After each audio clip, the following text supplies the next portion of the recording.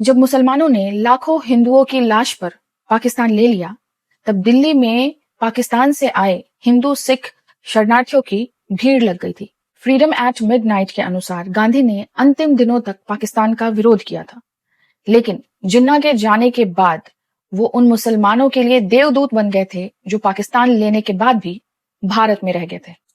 महात्मा गांधी पूर्णाहुति, ये गांधी जी की बायोग्राफी है जिसे उनके पर्सनल सेक्रेटरी प्यारेलाल नैयर ने लिखा था। इस किताब के वॉल्यूम 4 पेज नंबर 9 के अनुसार गांधी जी ने जो अखबारों को बयान दिया था उसके अनुसार दिल्ली दंगों में सिर्फ मुसलमान ही मारे जा रहे थे। वहीं वो हिंदू और सिखों से उन पे हुए सारे अत्याचारों को भूलने की अपील करते थे।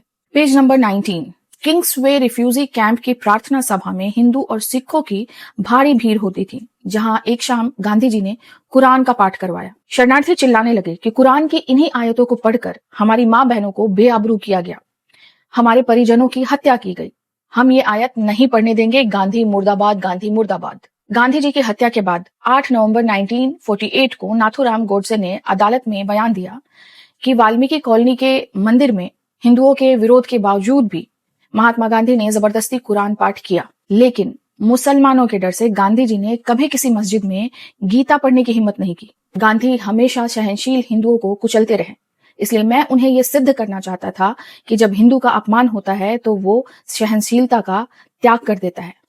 रामायण और महाभारत से हमने यही सीखा है।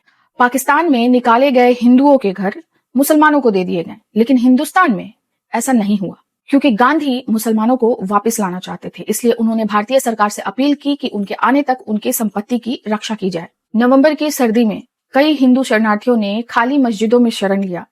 तब गांधी ने सरदार पटेल से घोषणा करने को कहा कि मस्जिदों की पवित्रता को नष्ट किया गया तो उसे सहन नहीं किया जाएगा। फिर हिंदुओं और सिखों को मस्जिद से खींच कर निकाला गया। नाथूराम गोडसे ने देखा कि जिस रात लोग सुरक्षित मकानों में भी कांप रहे थे, उस बारिश और ठंड में हिंदू और सिख बेसहारा सड़कों पर मरने के लिए छोड़ दिए गए।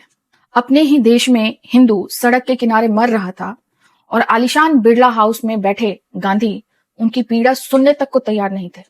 और फिर 30 जनवरी 1948 गोडसे ने गांधी को मुक्त किया और इसका मूल्य चुकाया 8000 चितपावन ब्राह्मणों के नरसंहार ने। भगवान नाथूराम गोडसे सहित उन सभी दिवंगत आत्माओं को शांति दें जो इस मजहबी बंटवारे की बलि चढ़ गए।